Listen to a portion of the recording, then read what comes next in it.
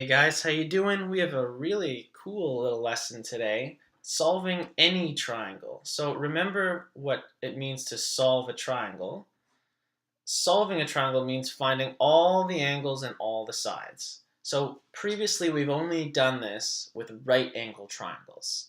Now we can take any triangle and find all the sides and all the angles. So I wrote trigonometry is not just for right triangles anymore. What we do today still works for right angle triangles because they're triangles and this works for every triangle. So there's no exceptions here. It'll always work. Pretty useful stuff. So in order to solve a triangle, there's a minimum amount of information we need. The first thing we need is a buddy between an angle and an opposite side. So one angle and the length of the side opposite that angle. That's the first requirement. It doesn't matter which angle we have, so long as we have a pairing here. So the angle and the opposite side. If we had this angle and an adjacent side, no good. The other thing we need is one other measurement. Now it doesn't matter what the measurement is, so long as it's an angle or a side. So we can have one angle, say we're given an angle. This is enough information to solve the triangle. Let's just say we're given a side length. Hypothetically, the side is A. These buddies, the opposite side and angle, plus one side length, that's enough information. We can go ahead and solve this triangle. So that's the minimum amount of information needed. So let's take a step back. Whenever we get a triangle, just to keep ourselves clear so we don't make mistakes, so our notation is good, all this, we're going to name that triangle. So I'm just going to go ahead and name this triangle A, B, A, B, C. Now, triangle ABC has three sides, and we need good names for them. So what we're going to do is take angle A, and the side opposite angle A is going to be side A. Now I use a lowercase here. That's the convention. It's just to keep things clean and keep things simple. So I'll erase this arrow for the same reason. Now, the side opposite angle B is going to be right here, and we're going to call that side length B. So here is the side B. Similarly, here is angle C, and opposite angle C, we find side C. So this is just the convention. This is just what we're calling this triangle. We could have called it anything, but just to keep things clear, whatever you call the angle, the opposite side, just call it the lowercase version of that letter. That'll just keep things simple. So here's the big reveal. What we have is the sine law. And the sine law states that the length of the sides of a triangle are proportional to the sine of the angles opposite these sides.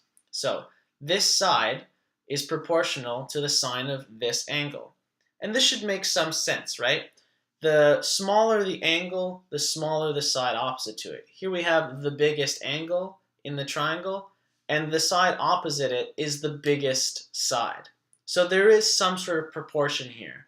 It's not directly proportional, or the angle to the side is not directly proportional, but the side to the sine of the angle is. So A is proportional to the sine of angle A. B is proportional to the sine of angle B. So here is the sine law in all its beauty and glory. This is what you put in your notes. This is what you have to work with. So the sine law. And with this, we can do a lot. We can, I'm dragging today. We can solve any triangle given our minimum amount of information. So I just want to point something out. We're using proportions. So we're going to do one equal sign at a time. So I'll just put a blocker up here just to say you're going to solve for one thing at a time. And here, now you realize why we need those minimum pieces of information. Say we have A and its opposite angle. So we have this and this. So I'll get my marker out. We have this and we have this. We just need one more piece of information, either an angle or a side, and we can solve for the other, right? If you have three things in a proportion, you can always solve for the fourth. So it doesn't matter which side and which angle pairing we deal with. Here, if we had A, we can find C given an angle or a side, and similarly, we can do the same thing here with B to C. So we treat this sort of one pairing at a time. Excuse me. So let's see it in action. We're going to solve this triangle with only the barest of information. So we do have our minimum requirements. We have an angle and its opposite side. So before we get too far, let's name this triangle. So for simplicity's sake, we'll call it the same as we've done, ABC, which would make this, A. We already have it, but we can call that A. We can call this little c. We can call this little b. So what do we do first? Well, we have two angles. So I always say, don't make your life any harder than it needs to be. If we have two angles in a triangle, before you do anything fancy, trigonometry, ratios, whatever, just remember your internal angles of a triangle. 180 minus the angles we have will give us our third. So 180 minus 127 minus 24 gives us 32, which means this right here, angle C, is 32 degrees. So we already have all three angles in the triangle. So that's a roaring start. Now let's set up a proportion using our sine law. Well, 31 and 24 are opposite, so we can set up that proportion. 31 over the sine of 24 is equal to, and now we get to make a choice. Do we want to find B first or C first? Doesn't matter. It truly does not matter. So just for fun, because B comes right after A, we'll solve for B first. So we're going to solve for B, put it up there, and we'll put in the sine of the angle opposite B, which is 127. Great. So we can rearrange for B, and we're going to get B is equal to 31 is equal times, sine of 127 over sine of 24. How did we get that? Well, we basically just multiplied both sides by the sine of 127. Plug this into your calculator, making sure that your calculator is in radians, and you're going to get 60.9 blah, blah, blah, blah, blah. So we'll just round to the nearest tenth here. So great. We found B. I like to fill in my diagrams as I go to keep track of things. It's very visual, not forgetting my units, of course. But that way I can see what I have and what I'm missing, and I don't get mixed up where things are. So I'll change colors here just to keep it clear.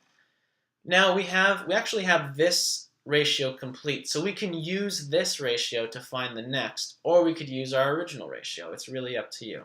A lot of ways to do this. So I'm just going to use my original ratio because I didn't do any rounding in that one, so I feel like it's a little more accurate. So I set up the same ratio again. Now I'm looking for C, side C, and the angle opposite C is 32, so it's the sine of 32. Again, solve for C.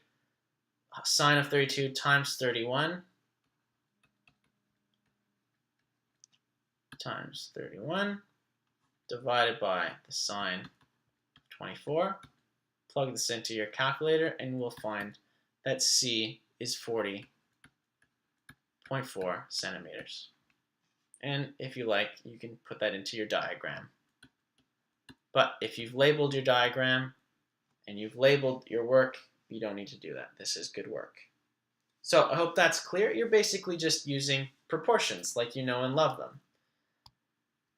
Let's do another example. Remember the minimum requirements were an angle with its opposite side and then one other piece of information. So in the last example, we had an angle. In this example, our extra piece of information is one side. So it's basically the same process, but here we're going to be solving for an angle. So let's set up our our triangle. First, we'll name it. I'm in an ABC kind of mood today, so let's go ABC. And with this, we can set up our first proportion. So here, 21 is opposite the angle 75. So 21 is over the sine of 75. Excuse me, I misspoke there. And now, the only piece of information we have is this 15. So we're going to solve for, we don't have really a choice here what to solve for first. We're going to solve for the angle across from the 15, which is angle B in this case. So we're going to solve for the sine of angle B. Now, rearranging this, we find that the sine of B is equal to, well, we can switch these and then complete the multiplication. We're going to end up with 15 times sine of 75 over 21. But be careful, because if you plug this in, you're going to get a number. It's going to be very small, and it's going to seem wrong. That's because it is. We're not solving for the sine of B. That's not what we're interested in. We want B on its own. So how do you isolate B if right now we have the sine of B? What's the opposite of taking the sine of a number? Well, it's the inverse sine, or the arcsine of the number. So we solve for B by taking the arcsine of both sides. So we end up with this. Sine of 75 over 21. Now we can solve for B, and plugging this into your calculator, you can do this all in one step and then plug that answer into the arcsine, if that's simpler for you. We get 43.6 degrees. So we now have one angle solved for. We had one to start with. We have two angles of a triangle. We don't want to make our lives more difficult than they need to be. Easy way to find the third, of course, using the rule, the internal angle of a triangle is 180. So 180 minus 75 minus 43.6, and we find that angle A, we can say that's what we're solving for here. Angle A is 61.4 degrees. So that part we can always do, never forget it. Of course, you could do another sine law ratio here, but it's so much simpler just to subtract these angles from 180. So all we have left to find in this triangle is this last side, side A. So let's go ahead and do that. Just for fun, instead of using the same ratio again, let's use our new ratio just to show that we can. So let's set this up. 15 we already knew. Sine of its opposite angle, which we just found was 43.6. And side A over the sine of its opposite angle, 61.4. Plug this into your calculator, and you will find that A is equal to 15 times sine of 61.4 over sine of 3.6, which completes to 19.1 meters. So A is equal to 19.1 meters. So that is it for today's lesson. We can solve any triangle now, any one, including right angle triangles. Find all the sides, find all the angles. Don't make your life more complicated than it needs to be. If you have two angles, use the internal angle of a triangle as a 180 rule to find the third. And you're basically setting up proportions. So just set up your proportions and go from there. See you in the next one.